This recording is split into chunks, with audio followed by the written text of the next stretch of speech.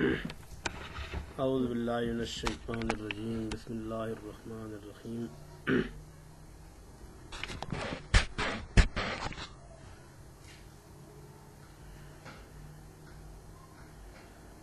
Inclusive development, inclusive education ایک ایسا phenomenon ہے جو پاکستان میں آج تک جتنے لوگوں نے کام کیا ہے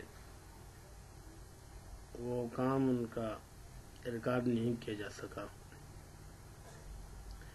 دراصل inclusive education to include the disabled students in the NAM classes, to reach the excluded peoples in NAM classes, or to include the excluded children in the educational system is called inclusive education. تو اس کے لیے ہمارے پاس certain strategies ہیں جو اس system کو define کرتی ہیں، جن میں دو چیزیں بہت امپارٹنٹ ہیں: physical barriers and social barriers. Physical barriers میں اگر ہم دیکھتے ہیں تو وہاں پر ایکسیسیبلٹی انشور کی جاتی ہے کہ اسکول کے اندر ریمپ بنوائے جائیں، رکاوٹیں ختم کی جائیں، سیڑھیوں کے ساتھ ریمپ جب لگائیں گے تو وہاں سے ویل چیئر یوزر ایزیلی جو ہے اسکول میں داخل ہو سکے گا۔ سیکنڈلی، اسکول کے واش رومز کو ایکسیسیبل بنایا جائے اس لیول تک کہ ان کی ویل چیئر واش روم میں بآسانی جا سکے۔ تھرڈلی، ہر کلاس روم کو دوسری کلاس روم کے ساتھ اس طرح بنایا جائے کہ ایک کلاس روم سے دوسری کلاس روم میں جانے کے لیے ویل چیئر یوزر کو کوئی مسئلہ نہ ہو۔ ففتھلی، کلاس کے دروازے ایسے ہی بنائے جائیں کہ جس میں سے اپنا ویل چیئر یوزر آسانی سے اندر داخل ہو سکے۔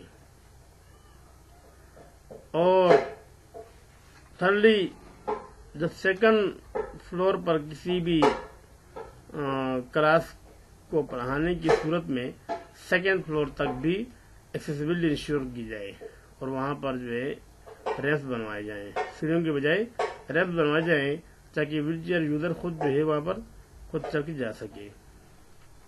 جب بات کرتے ہیں ہم سوشل بیریئرز کی، تو سوشل بیریئرز میں یہ ہوتا ہے کہ ٹیچرز کو پہلے یہ بات سمجھا دی جاتی ہے، ان کو فلی ٹرین کر دیا جاتا ہے کہ وہ ٹیچر جو ہے they can deal with the disable students appropriately, کہ وہ ڈسیبل اسٹوڈنٹ کو پڑھا سکیں۔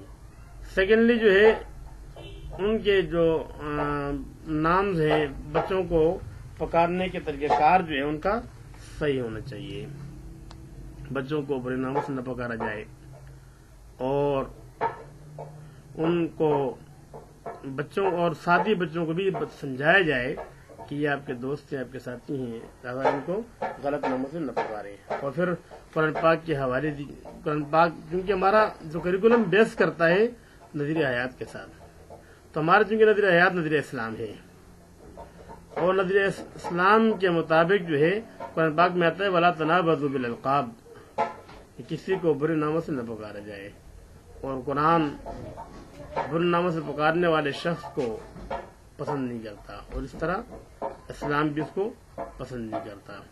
تو انکلوسیو ڈیولپمنٹ یا انکلوسیو ایجوکیشن ایک ایسا فیکٹر ہے کہ جہاں پر اس کے فوائد بہت ہیں، کیونکہ 1757 میں جب اسپیشل ایجوکیشن کی بنیاد پڑی تو انہوں نے ویل اسٹیبلشڈ اسکول بنائے، ویل ڈیکوریٹڈ تھے اور ویل اکوپڈ تھے، اس میں ویل ٹرینڈ ٹیچر موجود تھے، لیکن ان کلاس اسکولوں میں وہ اسکول اوور برڈن ہو گئے۔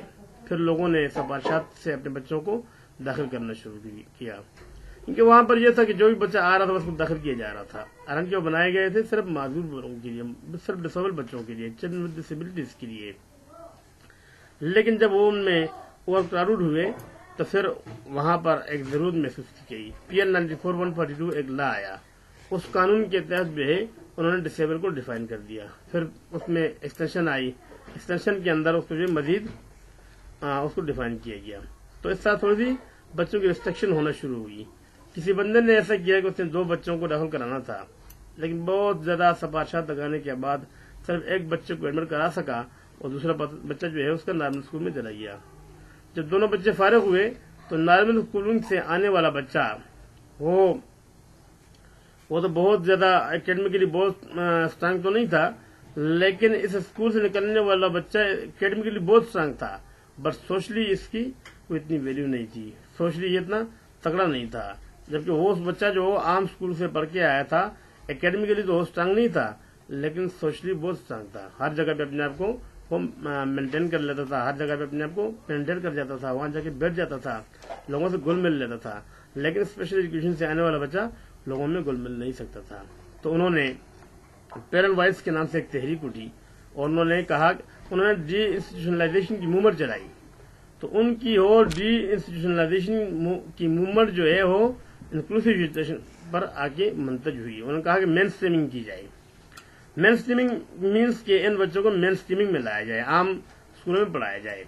लेकिन बाद में फिर एक और आवाज उठी कि जब हमने इतने बड़े स्कूल बनवाए, इतने अखराजात किए, उनका क्या होगा। फिर कहा कि उन स्कूलों में रिवर्स मेन स्ट्रीमिंग की जाए, यानी उनमें नॉर्मल बच्चों को दाखिल किया जाए। दूसरी बात, हमारे अपने पाकिस्तान के सिनेरियो में अगर हम बात करते हैं तो पाकिस्तान में हमें स्कूल 10% ऑफ पॉपुलेशन जो है डिसेबल है। हम हर गांव में हर स्कूल के साथ, हर कैचमेंट एरिया के साथ हमें एक ऐसा स्कूल बनाना पड़ेगा जहां पर डिसेबल बच्चों को एजुकेशन दी जाए, जो मुश्किल काम है। क्योंकि 100 घरों किरानों के लिए अगर आप स्कूल बनाते हैं और उसमें 10 बच्चे जो है वो डिसेबल हैं, तो 10 बच्चों के लिए किस तरह अलग से स्कूल बनाया जा सकेगा। गवर्नमेंट के एक्सपेंडिचर भी बढ़ेंगे। और फिर दूसरी बात, अगर किसी एक डिस्ट्रिक्ट के अंदर या तहसील लेवल पर अगर एक स्कूल बनाते हैं तो तहसील लेवल पर स्कूल तक अप्रोच मुश्किल हो जाती है उन बच्चों की, क्योंकि नॉर्मल बच्चा भी अकेले जो है नहीं जा सकता। तो माजूर बच्चा किस तरह वहां तक पहुंचेगा, उसके पहुंचने के लिए फिर आपके खर्चात बहुत ज्यादा बढ़ जाते हैं। तो इसमें जो है आइडियल तरीका ये है कि इन बच्चों को इंक्लूसिव एजुकेशन में लाया जाए और इंक्लूसिव डेवलपमेंट को प्रमोट की जाए। इंशाल्लाह आगे बात करते रहेंगे इस टॉपिक पे। अल्लाह हाफिज।